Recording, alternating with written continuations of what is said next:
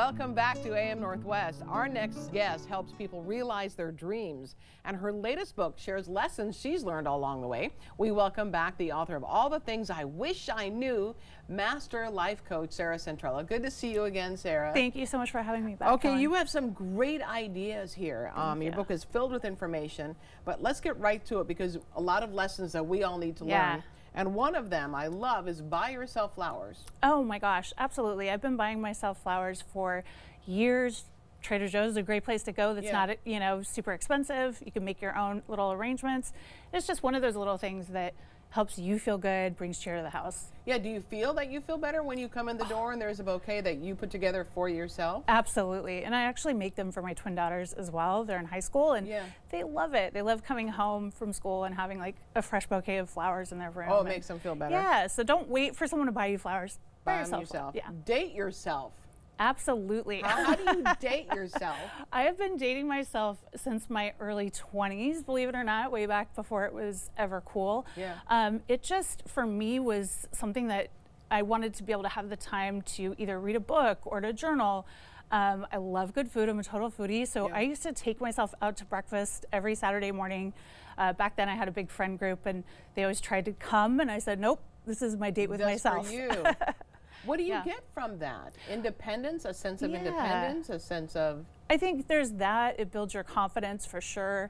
I think you also interact so much more with the people around you. I mean, you notice the couple next to you and, wave at the baby or the waiter interacts with you. You wind up talking to people. And so I've just always loved it. It's a practice that I've had for now 20 plus years. Wow. Travel solo, which I think would be, I can't do it. I can't even go to a movie by myself, honestly, unless I have girlfriends with me. But you say you can travel solo. Oh, yeah, absolutely. I think that is one of the best ways for women to gain confidence. And I think many women are really scared to do it, right? It's definitely intimidating. Yeah. I started out doing, work trips. I think a lot of women do that. They feel, pretty comfortable doing that, right? I can do that, on a work trip, sure. So if you can do a work trip and go to even the lobby bar for dinner by yourself, then you can absolutely go to another city. If there's a city in the US you've always wanted to travel, that's a great way to kind of get your feet wet. And then try something international. So I've been doing international trips now alone or with my kids alone. Since 2016, and it's a game changer. Wow. Okay, you say you don't have imposter syndrome. Yeah, so this is something that I'm pretty passionate about because I think a lot of people are going around with this label. And words are really important. They predict a lot of things for us. So if I'm going around saying I'm fake or I'm an imposter, it is going to take me so much longer to get that confidence to become an expert or to really embody whatever it is that I'm working hard for.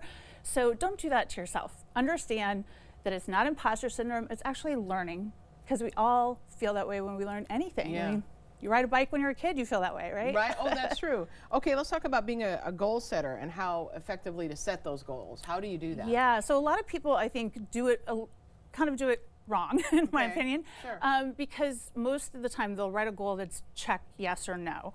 So it's like, I want to do this one thing by this time.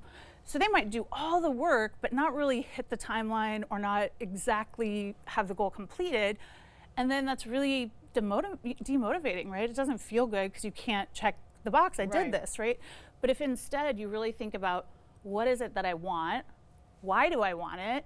What is the moment that I'm so excited for? So for me, when I ran the Portland Marathon, it was about seeing my kids' faces when I crossed the finish line. Wow. So I was like, that's what I thought about the whole time, and that's the thing that actually motivated me to get up and train for the 9 months you have to train before you can actually run the marathon. So I think about it from those perspectives. Also think about how is it going to change my life? What is the impact? Why am I really doing this? Yeah.